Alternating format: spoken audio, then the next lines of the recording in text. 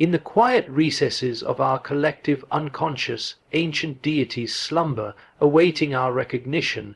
These primordial figures, etched into the fabric of our psyche, are not mere relics of bygone eras, but living symbols that continue to shape our thoughts, behaviors, and dreams.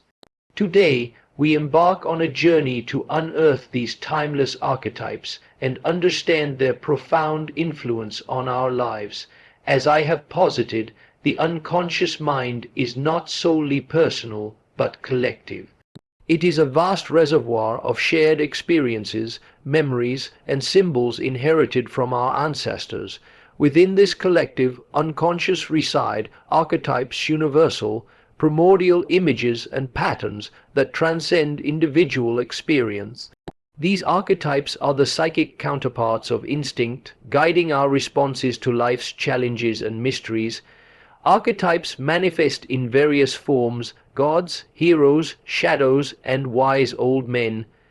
They are not static representations, but dynamic forces that influence our consciousness. For instance, the hero's journey is a recurring motif across cultures, symbolizing the individual's quest for self-realization and integration. Similarly, the shadow represents the repressed aspects of the self, urging us to confront and assimilate our darker impulses. Within each of us exists an inner counterpart, the anima in men and the animus in women. These figures embody the unconscious feminine and masculine aspects, respectively. They serve as bridges to the unconscious, guiding us toward wholeness. Engaging with the anima or animus can lead to profound transformation, fostering a deeper connection with our true selves. The journey towards self-realization is known as individuation. It is the process of integrating the conscious and unconscious aspects of the psyche, leading to the emergence of the self. Archetypes play a pivotal role in this process, acting as symbols that facilitate the integration of opposites and the reconciliation of inner conflicts. Archetypes are not confined to the past, they are timeless. They re-emerge in our dreams, myths, and cultural expressions, reflecting the ongoing dialogue between the conscious and unconscious minds. By recognizing and embracing these archetypes, we can navigate the complexities of modern life with greater insight and resilience. When we examine the depths of the human mind, we find that our psychic life is not merely an individual affair. It is often assumed that the contents of the unconscious, those hidden thoughts, memories, and impulses, belong solely to the personal experiences of the individual. Yet, upon careful observation, one recognizes patterns, motifs, and symbols that transcend the life of a single person. These forms recur across cultures, across epochs, and even across continents. One is compelled, therefore, to acknowledge a dimension of the psyche that is shared, impersonal, and remarkably enduring. This dimension is not learned in the usual sense, nor can it be traced to a personal memory.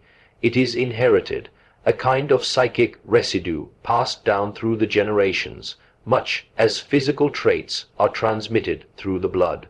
It is in this vast repository that we encounter the profound truths that connect each human being to the totality of mankind. Consider the myths, legends, and religious stories that appear in societies separated by thousands of miles and thousands of years. The similarity of their themes, the hero who descends into darkness and emerges transformed, the goddess of wisdom or the trickster figure, cannot be dismissed as mere coincidence. These narratives speak to something within us that is universal, a fundamental structure of the human psyche that transcends time and space. They suggest that we are not merely products of our environment or personal experiences. Rather, we are participants in a larger, collective life of the mind, in which certain images and motifs are woven into the very fabric of our being. These inherited psychic structures are not rigid or mechanical. They are instead living patterns capable of expressing themselves in countless variations. They appear in our dreams, in spontaneous visions, in artistic creation. and even in the sudden flash of insight that transforms a moment of ordinary consciousness into something luminous and enduring. They are the scaffolding upon which personal experience is built, the unseen roots from which our conscious life springs. To ignore them is to neglect a fundamental aspect of our existence, for it is within this shared psychic heritage that we encounter both the potential for greatness and the source of our deepest conflicts. One must also recognize that this shared inheritance is not merely a repository of wisdom and guidance. It contains within it the shadows of the psyche as well, for alongside the heroic and benevolent forms, there exist destructive, chaotic, and fearsome images, equally universal and enduring. These dark figures are reminders that the human psyche carries within it primordial forces that cannot be tamed entirely by conscious will. To encounter these figures is to confront not only the inherited patterns of our ancestors, but also the latent possibilities within ourselves, possibilities that may inspire creation or provoke destruction.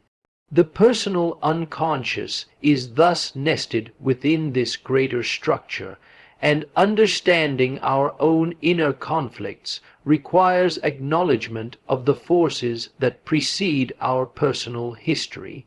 In recognizing the existence of these shared psychic forms, one also perceives the profound interconnectedness of humanity. The psychic inheritance links all people in a subtle web of meaning, providing a sense of belonging to a story far greater than that of the isolated self. We participate in the collective struggles, victories, and insights of those who came before, and in turn, our own experiences contribute to the ongoing evolution of this shared psyche. The unconscious is not a private vault. It is a communal garden in which the seeds of ancient wisdom continually germinate, awaiting the conscious mind's attention. Thus, the human being cannot be fully understood by examining only the individual life. One must attend to the echoes of the past, the universal motifs that shape thought, emotion, and behavior, and the living inheritance that flows quietly beneath the surface of consciousness. To explore this dimension is to embark upon a journey not only inward, but outward into the vast psychic landscape that binds us to one another, to our ancestors, and to the eternal human story itself. The recognition of this shared inheritance is both humbling and liberating, for it reveals that we are never truly alone, that within each mind resides the accumulated wisdom, terror, hope, and creativity of countless generations. It is in this awareness that the human soul discovers its true depth, its capacity for understanding, and its potential for transformation. When one turns attention to the images that arise spontaneously within the psyche, it becomes evident that they are not arbitrary. They possess a life of their own, a vitality that transcends personal invention. These figures, which appear in dreams, fantasies, myths, and artistic expression, are not merely reflections of individual experience. They are patterns of meaning, recurrent forms that have persisted through the collective history of humanity. One might call them living symbols, for they are simultaneously ancient and immediate, eternal and personal. They are not confined to the past. They are active participants in the ongoing unfolding of consciousness, shaping thought, emotion, and behavior in ways both subtle and profound. These living symbols are dynamic. They do not remain static as mere images or motifs. Rather, they move, transform, and interact with the conscious mind. The hero, the mother, the wise old man, the trickster, each is more than a character. Each embodies a set of potentials, a range of energies that can manifest differently depending upon the context of the individual life. When these figures appear in a dream, for instance, they often arrive unexpectedly, offering guidance, warning, or challenge. They are not passive, they provoke, stir, and demand recognition. They carry a force that can awaken insight, initiate change, and compel the dreamer to confront the latent aspects of their own psyche. The significance of these symbols lies precisely in their universality. Across cultures and centuries, one observes the same patterns, despite vast differences in geography, language, and historical circumstance. The hero's journey, with its descent into darkness and ultimate triumph, is found in the myths of the Greeks, the Norse, the Hindus, and the indigenous peoples of the Americas. The nurturing yet sometimes threatening figure of the mother appears in countless religious and literary traditions. This recurrence is not accidental. It reveals the inherent structures of the human psyche, archetypal forms that have existed as long as the species itself. These living symbols speak to the deep, shared human experience, echoing the collective unconscious and reminding us that our individual stories are woven into a larger tapestry of existence. Engagement with these symbols is an essential aspect of psychological development. They are not simply to be observed from a distance, as one might examine a work of art. They demand response. The shadow, for example, manifests as the disowned, often frightening aspects of the self. To encounter it is to confront what one has rejected or denied. The encounter is not to be avoided, for the shadow carries the seeds of growth and integration. Likewise, the anima and animus, the inner feminine in men and the inner masculine in women, appear as guides, challenging preconceived notions of self and relationship, opening the path toward wholeness. These symbols are not inert. They are active forces within the psyche, constantly negotiating the boundaries between the known and the unknown, the conscious and the unconscious. The transformative power of living symbols is particularly evident in creative expression. Art, literature, music, and ritual are mediums through which these archetypes manifest, giving form to what is otherwise invisible. A painting, a myth, or a musical composition may move us profoundly precisely because it resonates with these eternal patterns. In this resonance, the individual encounters something larger than themselves, a bridge to the universal dimensions of human experience. Symbols thus function as mediators, connecting the conscious mind with the timeless depths of the psyche, and offering a language in which the ineffable may be expressed. It is also crucial to understand that these symbols are not moral or prescriptive in themselves. They are neutral forces, capable of both creation and destruction. The trickster, for instance, embodies chaos and subversion, challenging rigid structures and conventional thinking. Yet this figure also fosters innovation and insight, reminding us that disruption is often a necessary precursor to growth. In the same way, all archetypal figures carry a dual aspect: light and shadow, attraction and repulsion, guidance and challenge. Their vitality lies in this dynamic tension, in their ability to stir the psyche toward awareness and transformation. Ultimately, to recognize archetypes as living symbols is to acknowledge that the human mind is never empty, that it is inhabited by forces that both precede and outlast the individual. These forms are not relics of a bygone era. They are active participants in the life of consciousness, shaping our dreams, guiding our choices, and illuminating the path toward understanding and integration. By engaging with them, one does not simply interpret the past or the personal unconscious. One enters into a dialogue with the eternal, discovering in these living symbols the profound architecture of the psyche itself, and the latent potential for wholeness, insight, and transformation. Within each human being there exists an interior counterpart, a figure that is at once familiar and mysterious, a presence that speaks not through words alone, but through images, feelings, and dreams. In men, this presence is often experienced as an inner feminine, subtle yet powerful, and in women as an inner masculine. These figures are not simply projections of personal desire or imagination. They are manifestations of the unconscious, bridges to a deeper realm of psychic life that is both personal and collective. They emerge spontaneously, often in dreams, fantasies, or sudden intuitions, bringing with them guidance, challenge, and revelation. To ignore them is to remain incomplete, for they carry within them the potential for profound self-knowledge and integration. The inner counterpart serves multiple roles. It may appear as a guide, offering insight into decisions or paths that the conscious mind has not yet considered. It may also present itself as a mirror, reflecting back qualities of the self that have been suppressed, disowned, or unrecognized. In doing so, it forces confrontation with aspects of the psyche that are essential for wholeness. For a man, engagement with this inner feminine can illuminate the capacity for receptivity, intuition, and emotional depth that might otherwise remain dormant. For a woman, the inner masculine can awaken strength, decisiveness, and assertive potential that lies beneath cultural conditioning or personal habit. These figures are not mere symbols to be analyzed at a distance. They are active presences within the psyche, demanding attention, respect, and dialogue. Their emergence is rarely gentle.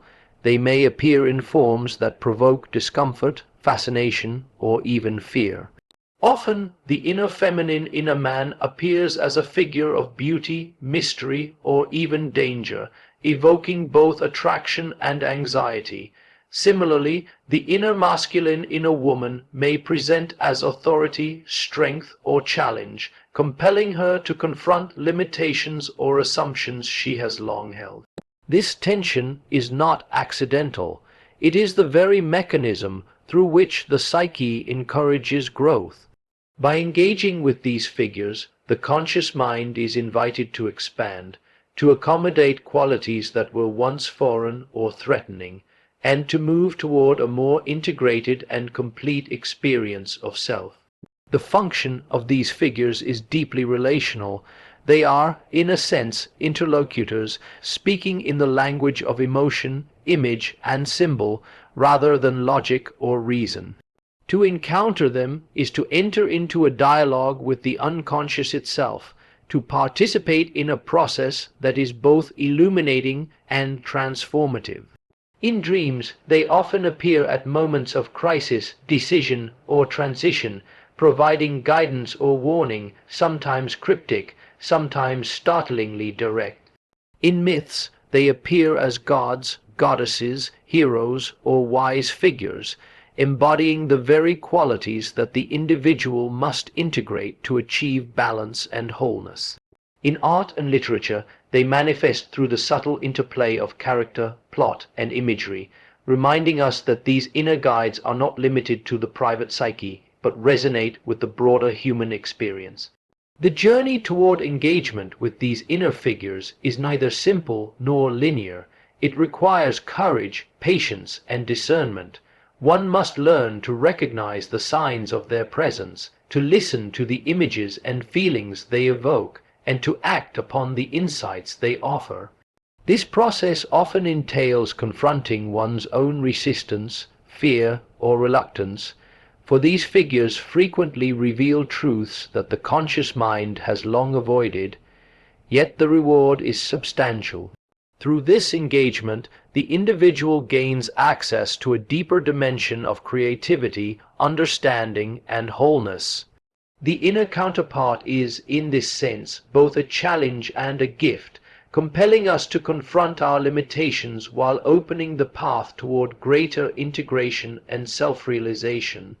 Ultimately, these inner guides reveal that the psyche is not a static entity, but a living, dynamic system, in which each element, conscious and unconscious, interacts in a continuous process of negotiation and transformation. They remind us that self-knowledge is never complete without attention to the hidden realms within, that true development requires dialogue with the parts of ourselves that are most subtle, most powerful, and most essential. In acknowledging and engaging with these figures, one steps into a profound relationship with the depths of the human psyche, discovering a source of guidance, insight, and transformation that is both timeless and immediate, deeply personal, yet shared with the vast inheritance of human experience. The human psyche, in its fullness, is never static.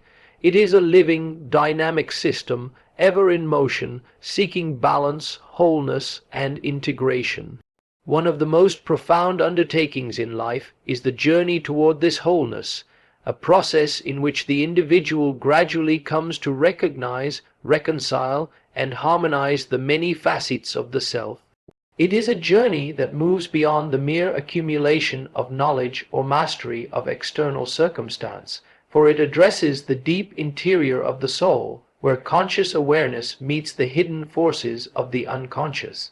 This journey is neither simple nor predictable. It is an unfolding, a dialogue between the known and the unknown, between light and shadow, a continual striving toward the realization of the self. At the outset, the individual is often unaware of the full spectrum of their inner life. Consciousness, shaped by personal experience and societal conditioning, perceives only a fragment of the psyche. Beneath this surface lies the unconscious, vast and mysterious, containing both the personal and the collective.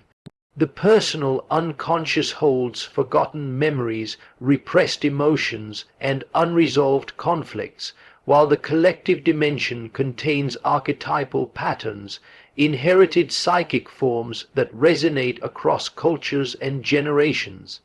To navigate the path toward integration, one must confront and engage both realms, bringing what has been hidden into dialogue with what is already known. This journey often begins with confrontation. One may encounter symbols, images, or figures that evoke discomfort, fear, or resistance. The shadow, in particular, presents the disowned or rejected aspects of the self, qualities one would rather deny or ignore. Yet to avoid the shadow is to remain incomplete, for it contains vital energy and potential that, once acknowledged, can be transformed into strength, creativity, and understanding. Similarly, engagement with the inner counterpart, whether feminine or masculine, opens access to qualities that have been underdeveloped or unrecognized, enriching the conscious personality and expanding its capacity for empathy, insight, and resilience. Throughout this process, one begins to perceive the patterns that govern the psyche, the recurring motifs that shape thought, emotion, and behavior. Dreams, fantasies, and creative expression often provide guidance, revealing symbols that illuminate the path. These symbols are not merely decorative, they are functional, serving as bridges between the conscious mind and the deeper layers of the unconscious. By attending to them with patience and reflection, one gradually deciphers their meaning, gaining insight into the dynamics of one's inner world and the broader forces that influence human life. The work of integration demands honesty, courage, and discernment. It is a path that cannot be rushed, for it requires the willingness to confront one's own limitations, illusions, and contradictions. It is also a path that necessitates balance, for the psyche resists unilateral or one-sided development.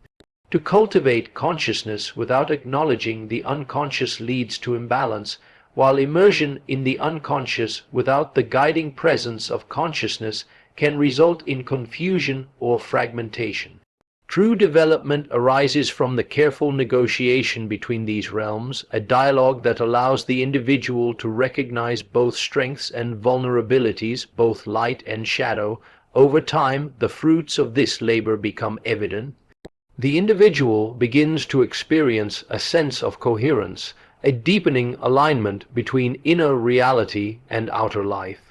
Conflicts that once seemed insurmountable are reframed as opportunities for growth. Impulses that were once puzzling or disruptive are integrated and directed toward constructive ends. There emerges a sense of inner authority, not imposed from without, but cultivated from within, grounded in awareness, acceptance, and discernment.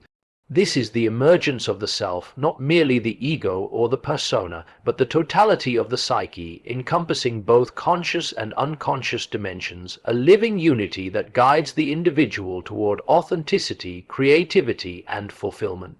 The journey toward wholeness is ongoing. It is not a destination that one reaches and then leaves behind, but a continual process of discovery, refinement, and integration. Each encounter with the unconscious, each confrontation with shadow, each dialogue with inner guides contributes to the ever-unfolding development of the self. Through this process, the individual becomes more fully human, more attuned to the depths of experience, and more capable of participating in the eternal rhythms of life. It is a path that honors the complexity of the human soul, acknowledges the reality of the unconscious, and embraces the profound potential for transformation that resides within us all. When one examines the recurring motifs that appear in myths, dreams, art, and the imagination of human beings across time and space, it becomes evident that certain forms are eternal. They return again and again, not as copies of one another, but as living expressions of enduring psychic realities. These archetypes are not bound by culture, geography, or historical circumstance. They appear in the visions of the ancients as readily as in the dreams of the modern mind, suggesting that they are threads woven into the very structure of the human psyche. Their persistence points to something beyond mere individual experience. It speaks to the continuity of the unconscious, the unbroken life of the symbolic within us. These archetypal figures and patterns are not static relics preserved in some psychic museum. They are dynamic and adaptive, taking forms that suit the needs, fears, and aspirations of each age. The hero, for instance, emerges in the legends of distant civilizations, yet also manifests in contemporary narratives, in literature, cinema, and even the challenges of everyday life. The mother, the wise old man, the trickster, all appear in different guises, yet their essence remains consistent. They carry the same underlying patterns of meaning, signaling the fundamental forces that shape human existence. Their return is a reminder that the psyche is a living organism, that it evolves while maintaining continuity, and that these symbolic forces are intrinsic to our experience of life, death, and transformation. One observes that the return of archetypes often coincides with moments of crisis, transition, or heightened awareness. In the personal sphere, they emerge in dreams or sudden insights at times of inner tension, guiding the individual toward resolution or deeper understanding. In the cultural sphere, they appear in art, religion, and literature, shaping the collective imagination and reflecting the concerns, hopes, and fears of entire societies. They are, in essence, the language of the unconscious, and their recurrence across generations attests to their vital role in the ongoing dialogue between the conscious mind and the deeper layers of the psyche. The power of these returning figures lies not in their literal form, but in their symbolic content. They embody forces that are universal and timeless: courage and fear, wisdom and folly, creation and destruction. When one encounters them, whether in a dream, a story, or a ritual, one is invited to engage with these forces within oneself. The archetypes are mirrors, revealing both the potential and the challenges inherent in human life. Their return is a call to awareness, an opportunity to recognize the patterns that shape thought, feeling, and action, and to integrate these insights into conscious living. Importantly, these recurring figures are not moral arbiters. They are neither good nor evil. They are neutral, representing the fullness of existence, capable of both constructive and destructive expression. The trickster, for instance, challenges order and convention, provoking chaos and disruption. yet simultaneously catalyzes insight and transformation. The shadow embodies repressed qualities, the unknown aspects of the self, which may manifest destructively if ignored, but contribute to growth and wholeness if acknowledged. In this way, the return of archetypes is an invitation to engage actively with the psyche, to recognize its complexities, and to participate consciously in the ongoing process of inner evolution. Their timeless recurrence also connects the individual to a greater human heritage. By recognizing these figures within oneself, one participates in a continuity that extends far beyond the boundaries of personal experience. Dreams, myths, and artistic expressions become not merely personal or cultural artifacts, but threads in the living tapestry of the human spirit.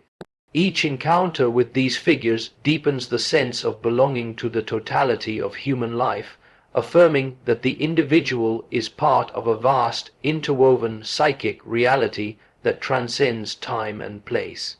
Ultimately, the eternal return of these archetypal forms teaches that the psyche is not a passive vessel, but an active, evolving system.